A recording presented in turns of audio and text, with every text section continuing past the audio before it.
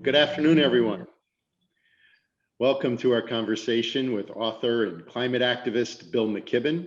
And Bill, it's my pleasure to welcome you back to Georgetown for today's gathering and to hear more about your latest book, Falter: Has the Human Game Begun to Play Itself Out? And I'm grateful to Paul Eli, Senior Fellow at our Berkeley Center, for moderating today's conversation, and to our co-sponsors for this event, our Berkeley Center, our Georgetown Environment Initiative, our College Dean's Office, and our Center for Social Justice Research, Teaching, and Service. Bill McKibben is the author of 17 books, a journalist, and a leader in the movement to address climate change. His groundbreaking first book, The End of Nature, issued an urgent call to protect our planet from global warming back in 1989. Ever since, he has continued to be a leading voice in the fight for climate justice.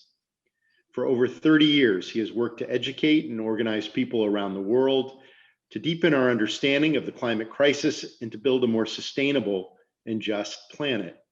His 17 books focus on nature, the environment, our relationship to the earth, including handbooks for activists and memoirs of his own experiences working for climate justice. His essays have been published in The New Yorker and Rolling Stone. And in 2008, he co-founded 350.org, a movement aimed at ending dependence on fossil fuels. The group has organized in opposition to the Keystone XL oil pipeline, advocated for institutions to divest from fossil fuels, and played a key role in growing the climate justice movement around the world. Bill has helped to organize some of the largest marches on climate change in recent years. Today, he serves as the Schumann Distinguished Scholar in Environmental Studies at Middlebury College, as well as a fellow in the American Academy of Arts and Sciences. And Bill's work has special resonance for us here at Georgetown. We have been grateful for the opportunities to engage his insights and to advance our community's work to address climate change through research and policy, environmental scholarship, sustainability initiatives, and through our investments.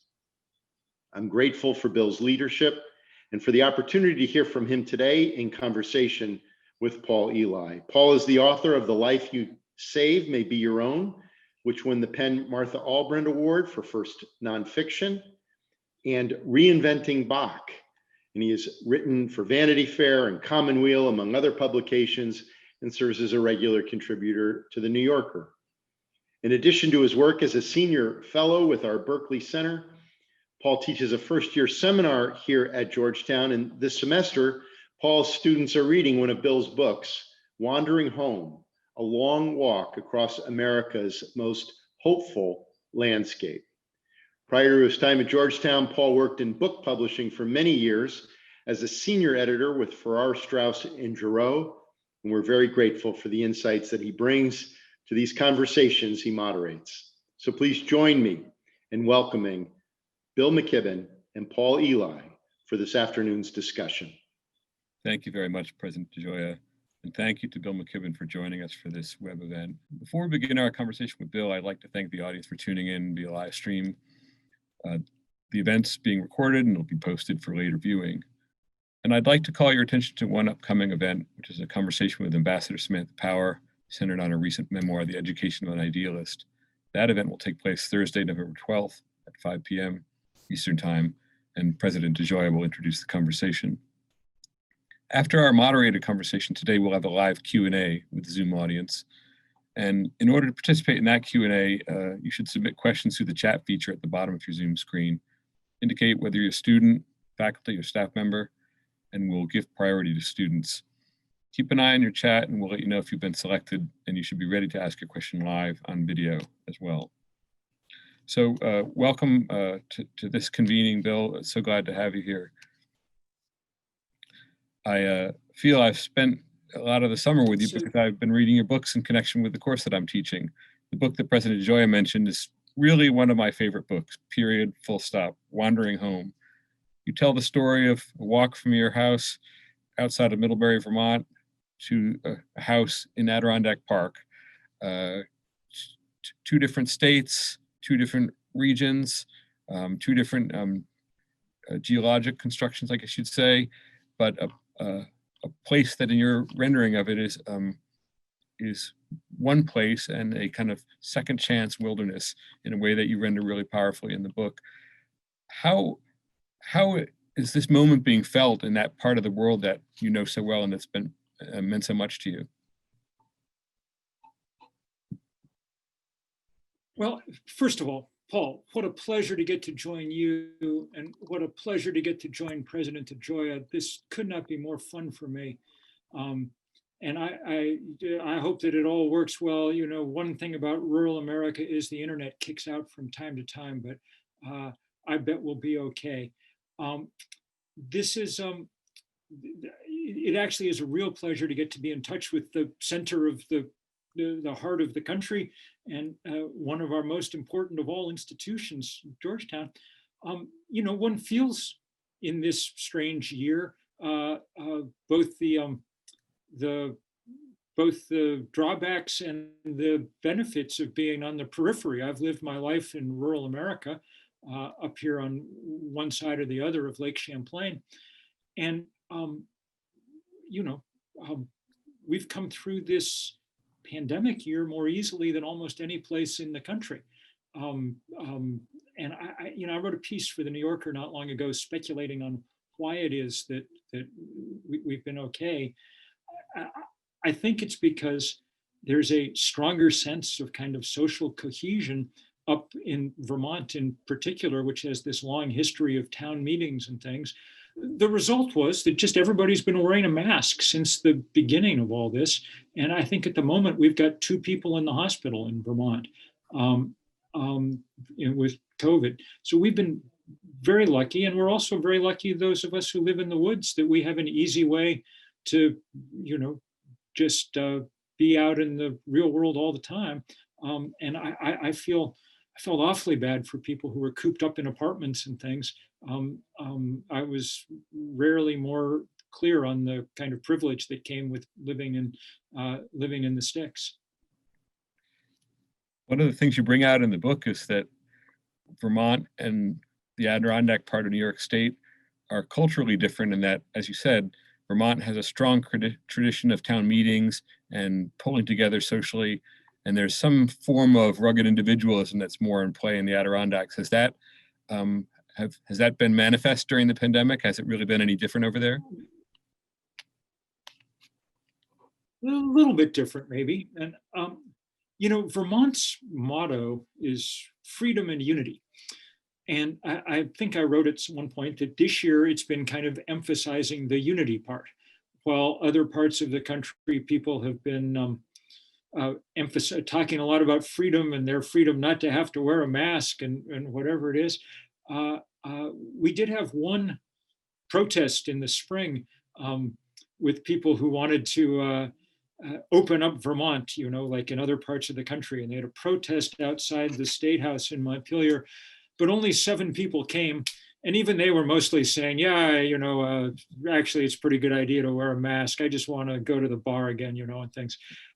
So, you know, knock on wood, and doubtless things will get worse as the, you know, temperature gets colder and we have to go indoors and so on and so forth. But it really has been an interesting demonstration to kind of look around the world and see how different constructions of those questions around freedom and unity have played out. And I don't think it's any surprise that really culturally cohesive societies like Japan or Taiwan or places have had some real success in dealing with this plague. What's it made you think about mobility? I mean, you've got, as I saw it reading your books this fall, a kind of triple sense of rootedness in mobility. As you say, you've lived in rural America for most of your adult life, and yet you also have walked a couple of 100 miles from one state to another. And then your work as a climate activist has you moving all over the place internationally.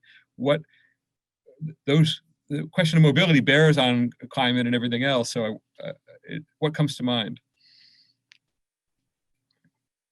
Well, one of the interesting things about this year, actually, with the pandemic, has been a kind of experiment in what does and doesn't work to help us out of our predicament. You know, correct me, I mean, if you think differently, but it seems to me that in our lifetimes, and we're rough contemporaries, this has been by far the biggest disruption in terms of normal life that I remember. I mean, there was a 3 or 4 month period where no one went anywhere. I don't know anybody who got on an airplane.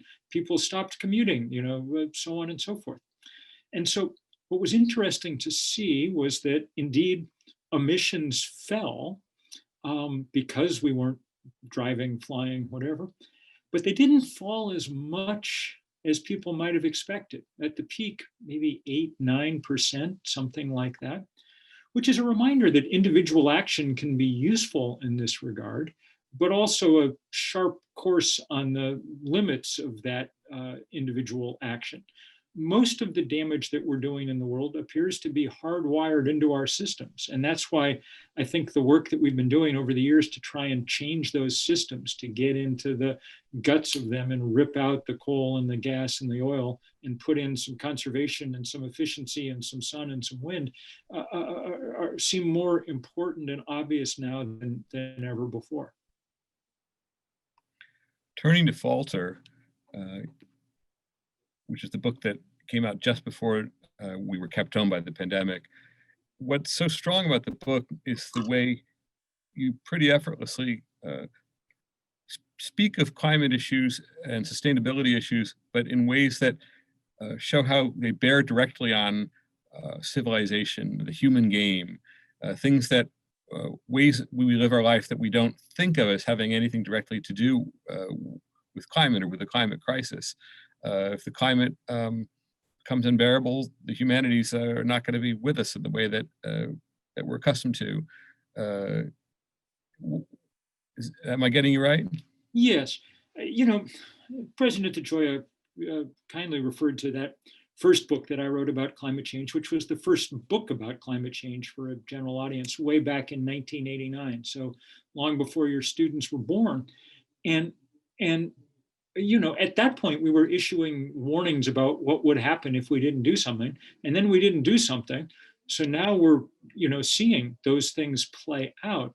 And so I guess I may be more sensitive than some just to what it's starting to mean in the largest sense. Human beings have been expanding our footprint on this globe since we left Africa many, many thousands of years ago and started spreading out around the world. And now for the first time, that process is working in reverse. We're starting to contract in terms of the areas in which we can easily inhabit on this planet. If you live in a coastal city, we're already seeing it. I mean, as we sit here talking today, Hurricane Zeta, we're deep into the Greek alphabet because we ran through the normal one. Hurricane Zeta is about to be the sixth hurricane to hit the coast of Louisiana. This is the sixth time this season that people in New Orleans have been told to prepare for a hurricane coming in. Thank God none of them have hit quite directly yet, but it's a reminder of just how vulnerable all our coastal cities are. If you live in the interior of continents, you understand now the risks of both widespread drought like we haven't seen before and widespread flooding of the kind we've seen across the Midwest several times in the last 5 years. If you live someplace near a forest, you've begun to understand, I'm afraid, that that's no longer a refuge in any way. We've had, since 2020 began, the truly astonishing fires in Australia. We think that 3 billion wild animals died in the course of those blazes. We've had extraordinary fires across Siberia, 3, 4, 5 degrees of latitude north of where we ever thought fires could burn. And some of those fires this year were starting up in April, which makes us think they overwintered under the snow, burning in the duff. And as soon as the snow left, they sprung back to life. They're burning into the peatlands up there, which are a huge concentration of carbon. At the moment, we're having extraordinary fires in South America, across the Pantanal, the richest tropical wetland in the world. A quarter of it is burned in the last month. It's across Brazil and Bolivia and Argentina. And of course, we've had tragic and savage fires across California, Colorado. I mean, of the 10 biggest fires in California history, 5 are currently burning. The 2 biggest fires in Colorado history are currently burning and threatening to merge with each other. It's been a wild year, and the sense of our of contraction, of the size of the board on which we play this human game starting to shrink is, I think, very, very real for people. So just trying to connect what you've just spelled out with where you began with the end of nature, would it be fair to say the argument of the end of nature was that human activity had so encroached on what we think of as the natural world that the meaningful distinction between them had been eroded, and that's what we're seeing with these fires. These fires are in part human caused because of climate change, and then what I take from Falter is that the climate situation is so grave that it's no longer meaningful to talk about aspects of human activity without considering the effects of climate or the climate element on them. If I'm teaching literature in Washington, climate bears on my work in ways that I can no longer ignore or avoid. I think that's right. When I wrote The End of Nature, we couldn't yet really see the effects of climate change. We were talking about things that were going to happen. And so the predominant emotion in that book was sadness, I think. Sadness at the fact that we had that we'd grown so large as a species that we were casting a shadow over everything else, and that the idea that there were wild places anymore was really wrong. By now, the dominant emotion when we deal with climate change is some combination of fear and of shame. You know, having been warned by scientists, we didn't do anything. And as a result, we're now seeing not only a great danger and threat to all of us, but the greatest example of probably of injustice that humans have ever seen. I mean, the iron law of climate change is the less you did to cause it, the sooner and the harder you get hit. You know, we're rightly worried this week about what's going on in California with fires, but at the same time, we have the deepest flooding in the history of Vietnam. Hundreds and hundreds of people dead, hundreds of thousands of structures submerged. You could do the same kind of story all over the planet. People who did nothing to contribute to this, now just taking it on the chin. So this is by far the biggest thing that humans have ever done on the planet. And it now is implicated in every decision we make about like the economy, about politics, about about theology, about everything. This is the dominant fact of life in the 21st century. I'm really stuck or taken with the word shame that you just used. It's not a word that I associate with this phenomenon, and it's so powerful to hear you register that emotion, like this big morning after hangover feeling that we have as a species. Why do we do this? Can I get that night back again? I'll do better next time. What can I take that's going to make this go away in the next few hours?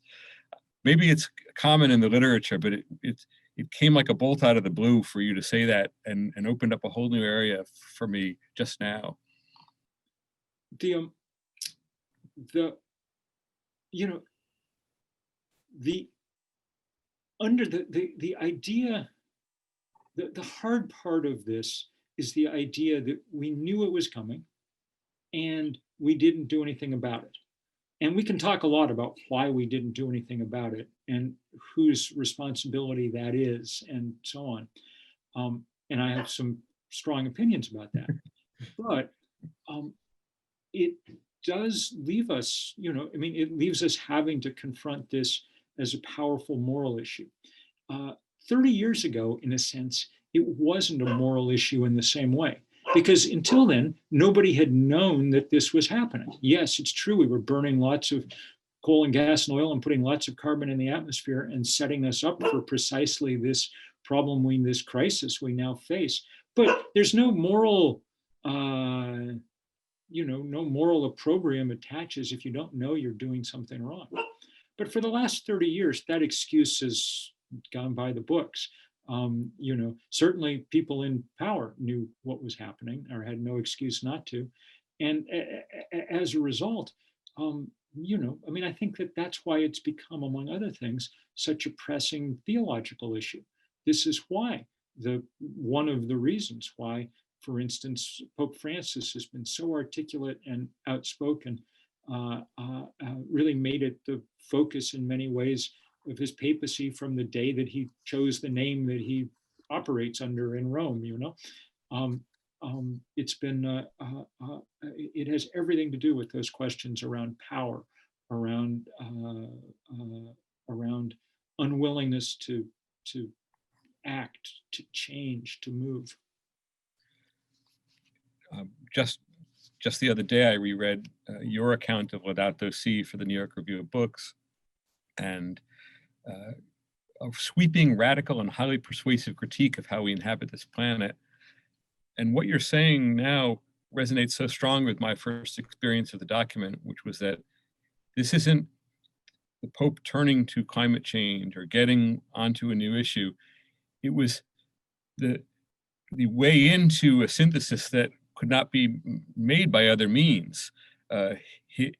His account of creation suddenly made much more sense because issues of our common home were in the foreground and not in chapter 6. That's right. And the things that we've been, the kind of injustice and unfairness of a world that's long been reflected in what happened to poor and vulnerable people on this planet, was now starting to threaten the entire show, and gave a new audience to that understanding of the world. I mean, look, there's certainly no way for people of Christian faith to avoid dealing with these issues in profound ways. I mean, if we're told to love our neighbor, the reality of our moment is that we're drowning our neighbors, making it impossible for them to grow food,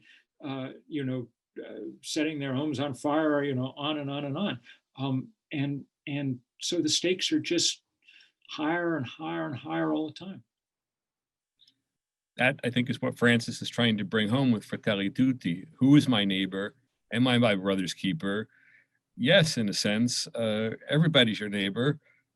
And the planetary interdependence is such that we can't act meaningfully without really thinking of our effects on the people whose islands are a foot above sea level, 10,000 miles away from us or whatever.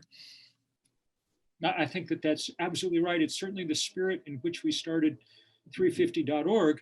We've been organizing around the world from the beginning. And many of my closest colleagues are in those low-lying Pacific islands or in the Asian Delta nations or so on. And it's always moving to me that people who didn't cause this problem are willing to work with those of us who did to try and solve it. I think there are times, if I were Bangladeshi, I might just say, enough with all you Westerners, just leave us alone, you've caused enough trouble, But instead, those are the people who are really leading this fight. People in frontline communities, indigenous communities around the planet, on and on and on. And the growth of that movement is one of the very, very hopeful things on this planet right now. It's been one of the two stories of the last 10 years that gives me hope. Do you think it augurs a larger social solidarity? I guess, so in Falter, you have several passages about social solidarity, which is another way of putting Fratelli Tutti, all of us are brothers and sisters. It's another name for love, as you say it. As a Catholic, I often find it difficult to think how people who don't, it's hard for me to think about social solidarity without winding up seeing a religious dimension there. Now, you've done all this work in a different kind of global community.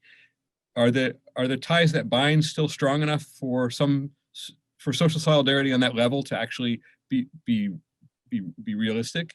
Well, they have, I mean, we have to make them strong. That's the point. And that's been one of the interesting parts of this pandemic year. You know, you and I both grew up in the political shadow, in a sense, of Ronald Reagan. He was the dominant political figure of the first part of our lifetimes. And his message was what? Markets solve all problems. Governments are the problem, not the solution. His famous laugh line, at all his speeches was, the 9 scariest words in the English language are, I'm from the government and I'm here to help. Ha, ha, ha, ha, ha. And that's defined and continues to define an enormous part of our, political culture in this country. But it's wrong. I mean, it turns out that the scariest sentences in the English language are things like, we've run out of ventilators, or the hillside behind your house just caught on fire, and you can't solve those by appeals to, the god of the market. You have to solve them by the kind of effective solidarity that's expressed in working governments, in societies where we look out for everybody, including vulnerable people, so on and so forth. And at some level, I think that's what's, at stake in the election that we're facing in this country.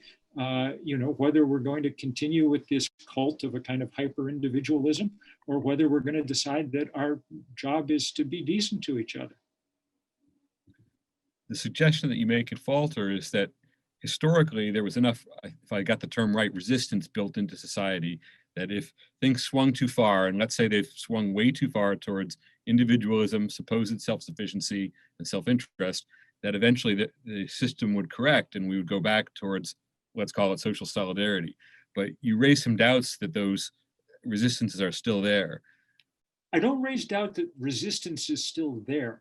I do worry that there's so much leverage in our system right now that it's possible for the bad guys to just overwhelm everything, and so, case in point, just to talk about current events for a minute, the Koch brothers, who've been our biggest oil and gas barons and our biggest political players, spent more money in our political system than anybody else, spent, by some accounts, $150 million or something to get Justice Barrett on the Supreme Court. That was, to cement a huge majority on that court that, by most accounts, will make it impossible for the government to deal effectively with things like climate change going forward.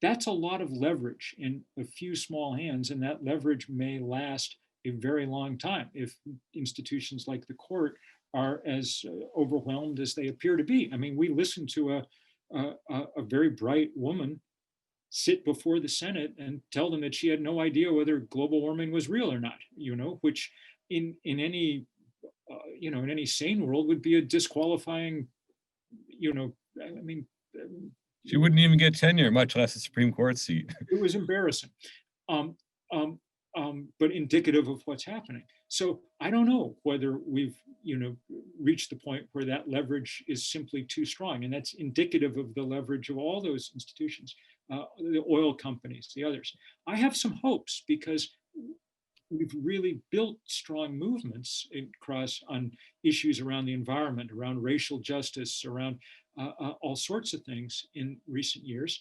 I think we're seeing the power of those movements begin to express themselves in all kinds of ways.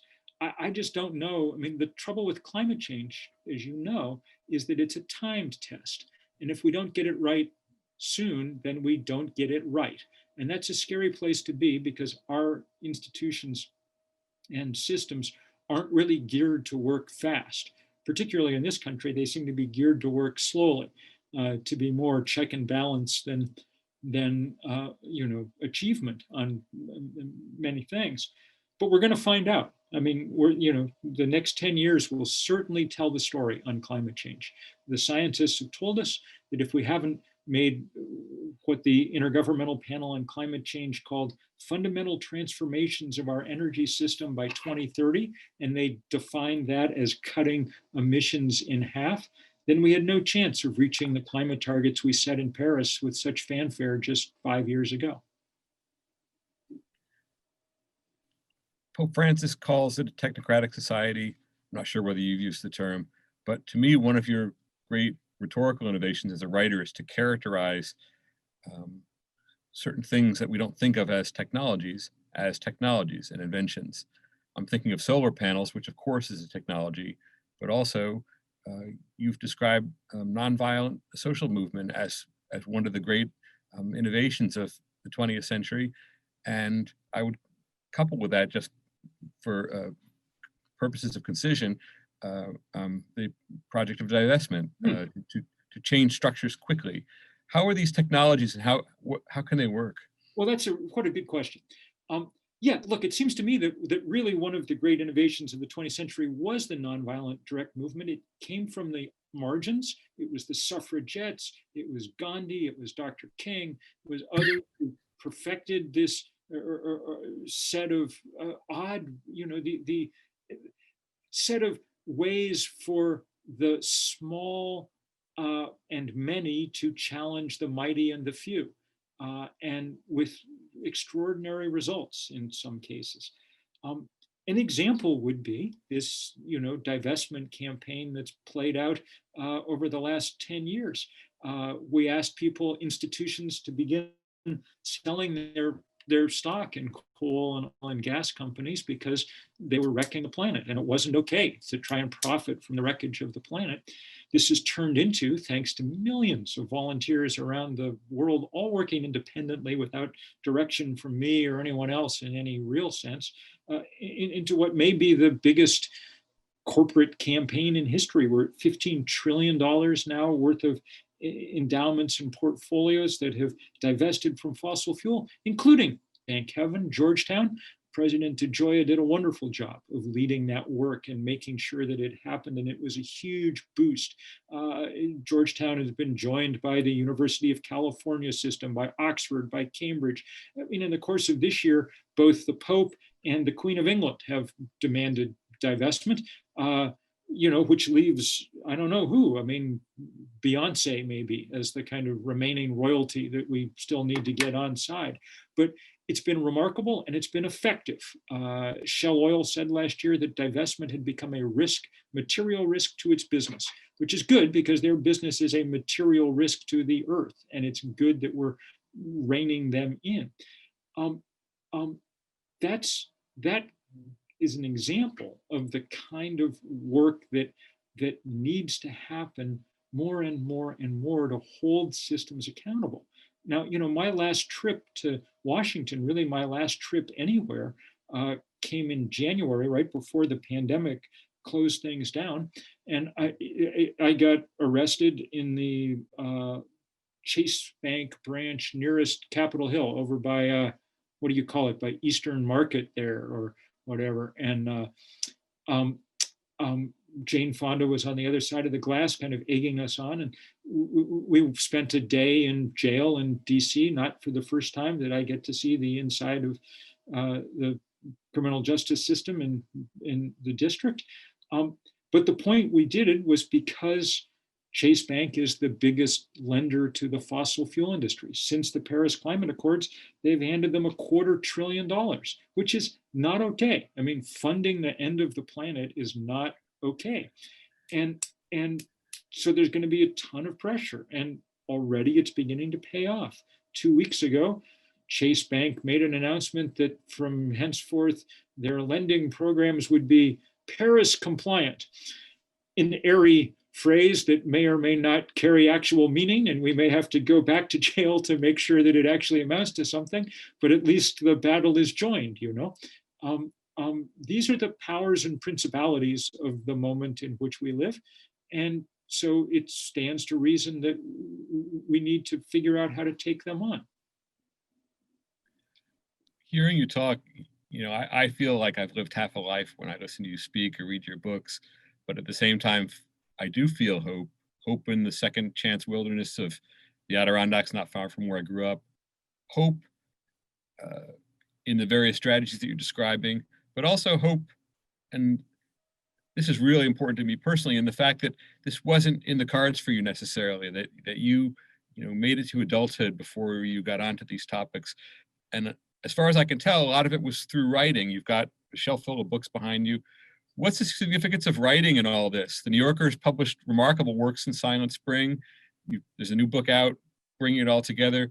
What role does that play in this change that you're trying to bring about? Writing and reading have been extraordinarily important to me. I mean, it is true I spent a lot of time wandering around in the woods, and that's been important too, but I don't think it would have come into full focus if in my 20s I hadn't had the good luck to read a few things. Several of them handed to me by my wife, a wonderful writer in her own right, Sue Halpern. And two of them that were really important were reading Wendell Berry for the first time and having my eyes open to his rich view of the world, which was very different than the one I'd grown up with as a good suburban American. And the other was reading Stephen Mitchell's great translation of the Book of Job. Which turns out to be, I wrote a book about Job myself eventually, but Job turns out to be the greatest piece of nature writing in the Western canon, also the first, but a remarkable, I think, defense of the idea that humans should be a small part of a big, glorious, buzzing, interesting creation instead of overshadowing and dominating it. So powerful messages passed down the chain over the millennia have been important in opening up my eyes, and it's a pleasure to be a little tiny part of that chain myself and getting to send some messages off into the present and the future. That's really uncanny. I mean, I'm not sure, but I think The End of Nature and Mitchell's translation of Job came out within 12 months of each other. I could practically see them, shelved next to each other in the Midtown shop where I would have bought books in those days. And just the fact that while you were focused on what was shelved as current affairs, you were reading a scriptural text from several thousand years back, and they wound up pointing in the same direction is really powerful. I'm going to turn to questions from the audience for a few minutes, if that suits you. Absolutely, I would love it. All right. Our first questioner is Nareg Kayumjan, and Nareg's a student at Georgetown. And Nareg, come on camera and explain what school you're in and so forth. Great. Thank you for taking my question. Hi, Mr. McKibben. It's an honor. Bill? My name is Nareg. I'm a senior at Georgetown in the School of Foreign Service. I'm a science, technology, and international affairs major, and I'm concentrating in energy and environment. So I do a lot of work in the renewable energy space, energy security, and whatnot. My question was more, I guess, abstract or theoretical in nature. Whether it be a decarbonized tomorrow or, with water security issues or food security issues, I think you would agree with me that currently humankind sees the environment as inert and in a lot of cases inferior to its own will. So I wanted to ask, in a more of a high level analysis, what do you see as the future relationship between humankind and nature? How does that relationship, how can we describe that relationship, and how does it need to change from what it is today? So that's a beautiful question, really powerful and really rich and really deep. And I think the answer is we don't know which of two paths we're going to take.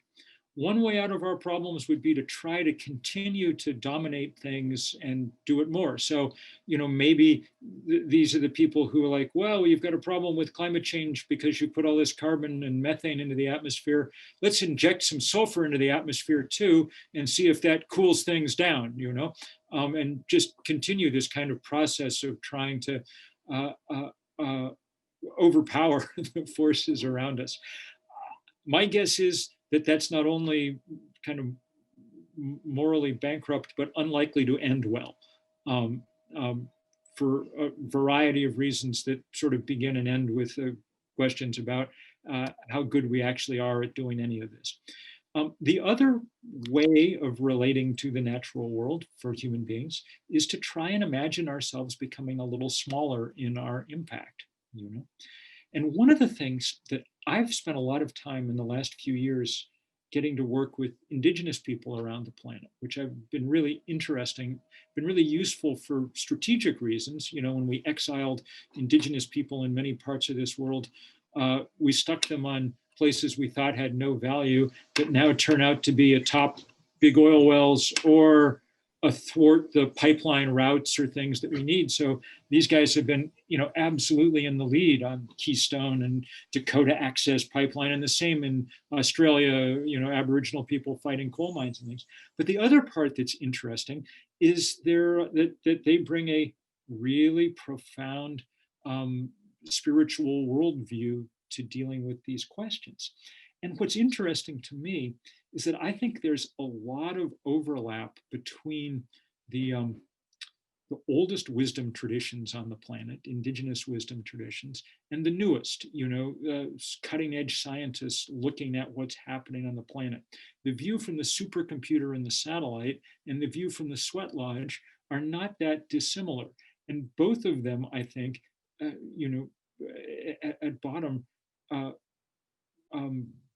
come to the conclusion that the conventional wisdom view of the world, that we're going to keep growing economies, becoming, you know, that's just nonsense, that it doesn't work, that you can't make it work, and that there are better, more interesting, richer, more human ways to deal with things. So I think possibly that's a moment of great synergy, and I hope that people take seriously the witness of the of the only people who've managed to live successfully on this planet for very long periods of time. And I think that that's one route towards more sensible understanding of who we're supposed to be. That's a great question, Narek. Thank you very much for your response. I appreciate it. Next question is from Grace Jensen. Hello, thank you so much for answering my question and giving me the time. My name's Grace. I'm a freshman in the college, so I'm not exactly sure what I want to study yet. I've been thinking about government or maybe justice and peace studies, but not exactly sure. So my question is about, throughout the webinar, you've been talking about like divestment and the Chase Bank and how these corporations have been like degrading the environment and how like environmental damage is like inherent to our system. And so I'm wondering, with our current economic system of like late stage capitalism, do you think that this system of capitalism and environmental sustainability can coexist in the future? And if not, like what kind of economic system do you envision happening in the future? It's a really good question. Obviously, a really big one, Grace, and very worth spending 4 years and in many ways spending a lifetime trying to figure out the answers to. I think it's very clear that capitalism of the kind we've developed in this country can't coexist with, I mean, the kind of unregulated, the idea that we should have unregulated capital, laissez-faire capitalism where anything goes is clearly not working, because what do you know, the temperature is going way up. We've melted half the ice in the Arctic, on and on. It doesn't stop the ideologues behind it. I mean, earlier today, the Trump administration announced that it was opening all of the Tongass National Forest in Alaska to logging. This is the biggest temperate rainforest left on the planet. And the idea that we would just decide that it was a good idea to cut it down is emblematic of what happens when you have rapacious, out of control, unregulated, and incredibly stupid capitalism in charge of things. On the other hand, you know, one looks at, you know, I mean, I'm a good Vermonter, so I pay attention to what Bernie talks about. And one looks at, you know, Norway and Sweden and Denmark and say, well, clearly there's capitalism going on there. Like you go there and you hand people money and they hand you things back, I mean, so it's, there's some kind of something we recognize, and people have companies but that obviously they've chosen very, very different ways of doing it that produce very, very different outcomes for the environment, different outcomes for vulnerable people, and oddly, different outcomes for, kind of happiness too. When we try to rank what countries in the world where people are actually satisfied with their lives, it's those ones that come out on top, as opposed to the like. I love our country and so on, but it's pretty clear at the moment that it's just descended into an unhappy rage fest, and and and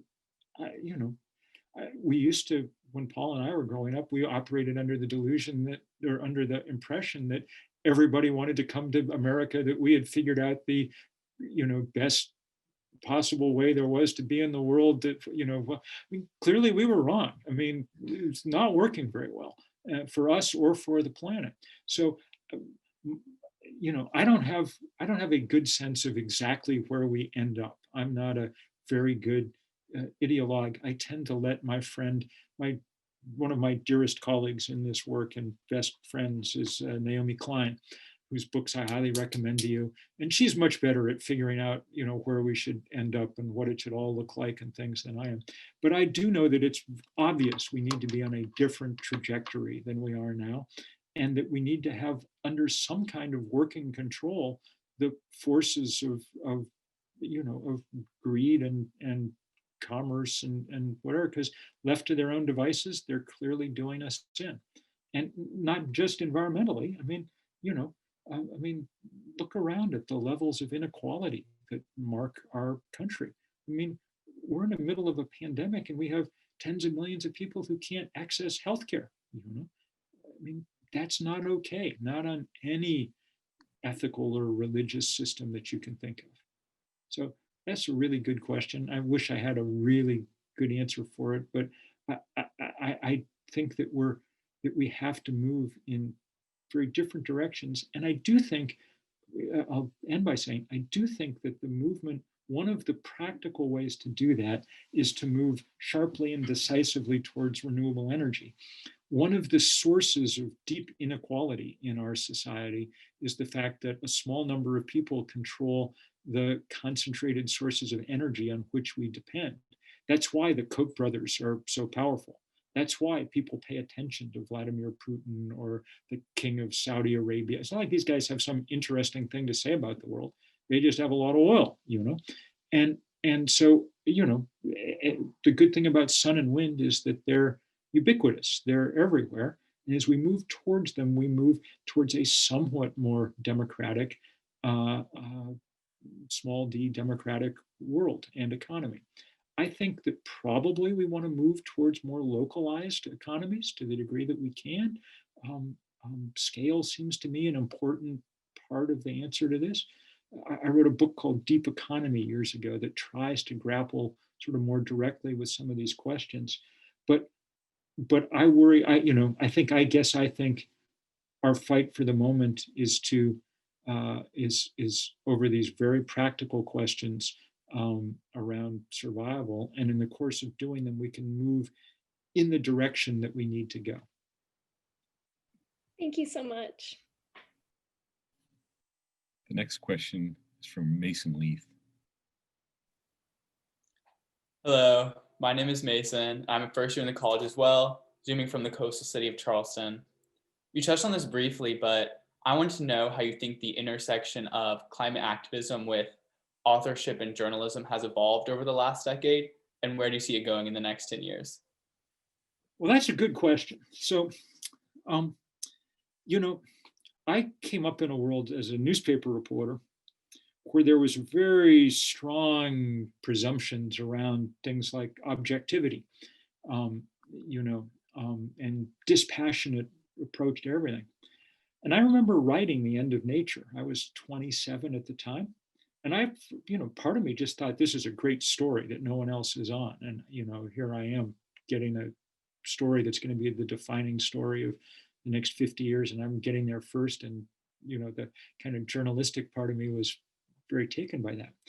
But, in the course of writing it, it became clear to me that I wasn't objective in the sense that I was kind of used to thinking about it. I.e., I knew that I didn't want the world to overheat and blow away, and so I knew that I wasn't fit to be the beat reporter for the New York Times about climate change. At least then that wouldn't have been possible. As time's gone on, I think that there's been a much greater understanding. Journalism did a poor job with climate change for many years and treated it as a kind of both sides, he said, she said story, long past the point where that was scientifically justifiable. In the last 5 years, that's really changed, and especially among elite journalistic outlets, the Washington Post, the New York Times, so on and so forth. We've seen spectacularly good coverage of climate change, The Economist, the Financial Times, so on and so forth. It increasingly takes for granted the idea that this is a horrible problem, that it's caused by particular people, the fossil fuel industry above all. The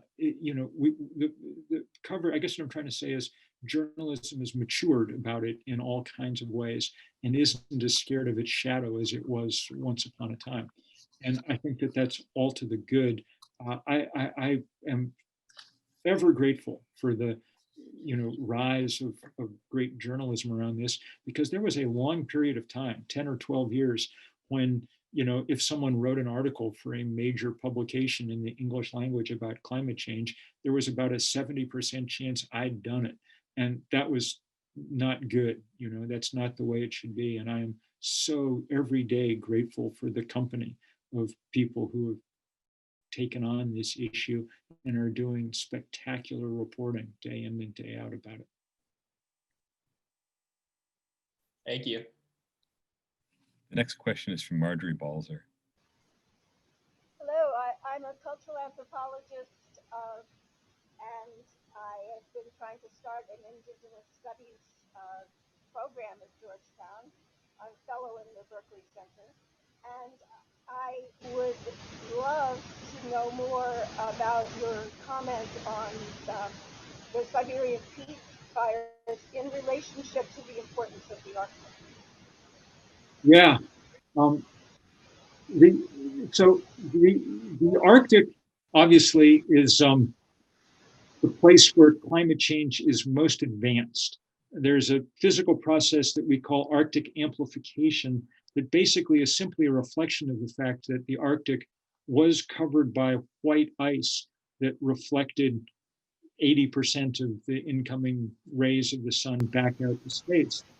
And so as temperatures on the planet have begun to go up, they've gone up much faster in the Arctic because as that ice has melted, that white mirror has been replaced with blue water that absorbs so much incoming solar radiation. So much of the Arctic is heating 2 and 3 times faster than the rest of the planet. And hence the effects on everybody, wildlife, but on human beings too, has been especially pronounced there. It's the kind of, canary in the literal coal mine. And so it's been really remarkable to watch Indigenous people take up much of that battle. And there have been great leaders, Sheila Watt-Cloutier, among Inuit, great leadership in the Alaskan Arctic, communities like Shishmaref, just tremendous leadership from the Gwich'in people fighting the opening of the Arctic National Wildlife Refuge to oil drilling, so on and so forth. And they're doing everything they can to try and slow down this heating that will wipe out, I mean, no kidding, the cultural life ways of people cannot be sustained in a world where there's no ice, where no sea ice, where things don't freeze the same way in the winter, where permafrost is melting, where it's going to be impossible for caribou herds to migrate on and on and on.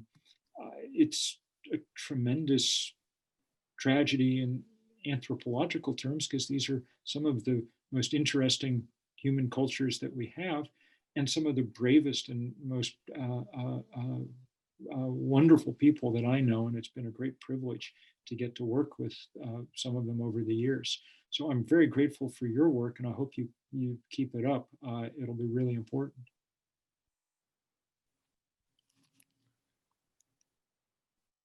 The next question is from Garrett Mitchell.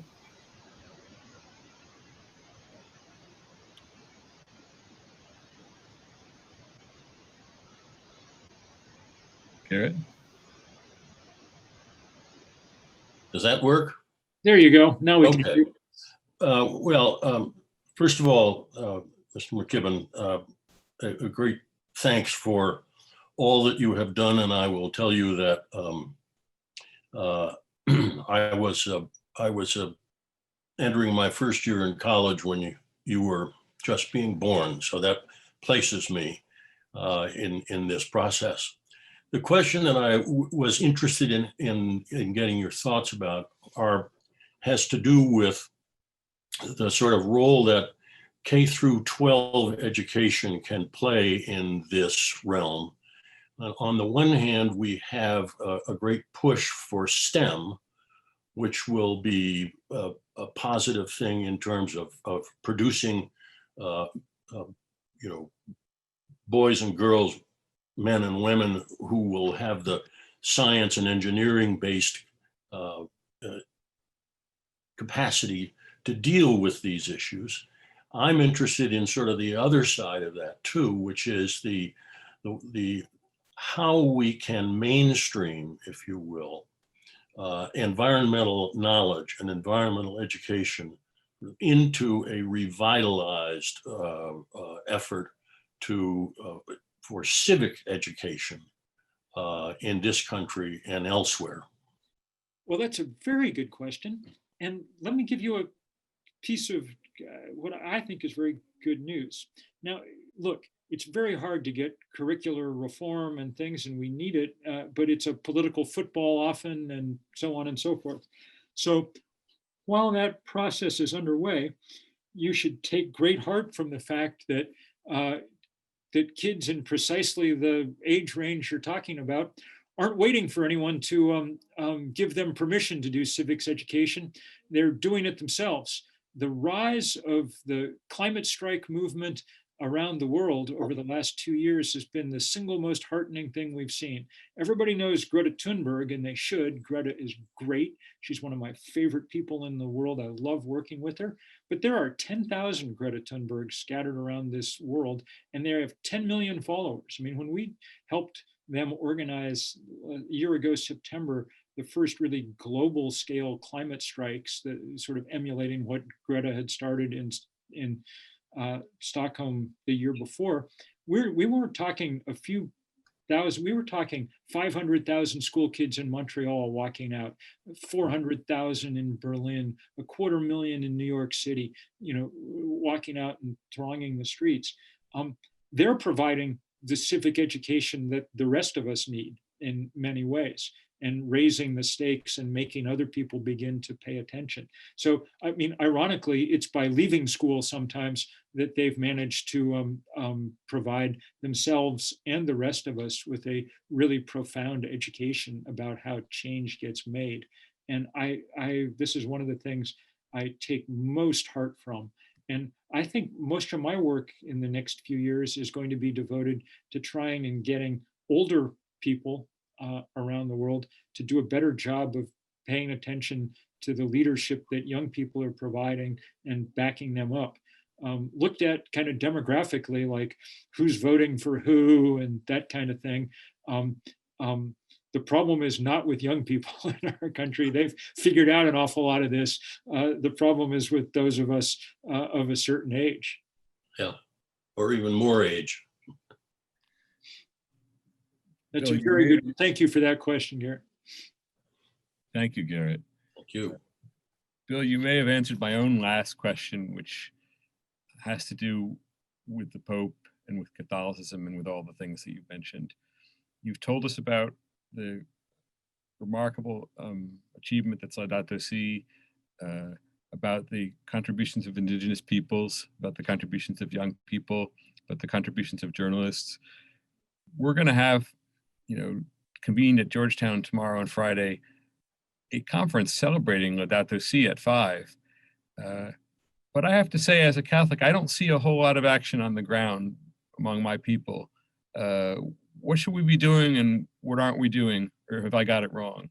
Well, look, who am I to talk? I'm a mere Methodist. So, my sense of the Catholic Church is necessarily from the outside. But here's my sense. There's a reasonable analogy to a glacier. It's hard to get it moving, but once it moves, it's hard to get it to stop either. And it begins to acquire some momentum. And I think that we've begun to see that momentum show itself, in things like this divestment movement. It's been really powerful to watch institutions like the University of Dayton or Georgetown or other Catholic dioceses and charitable foundations and things join in. This is a very direct and profound way to make use of one of the things that the church has, which is a certain amount of wealth and power, that it's worldly wealth and power that it's built up over the years to make a big difference. I think it may be a little harder to see in this country, where the church is still riven, between conservative and more Francis-friendly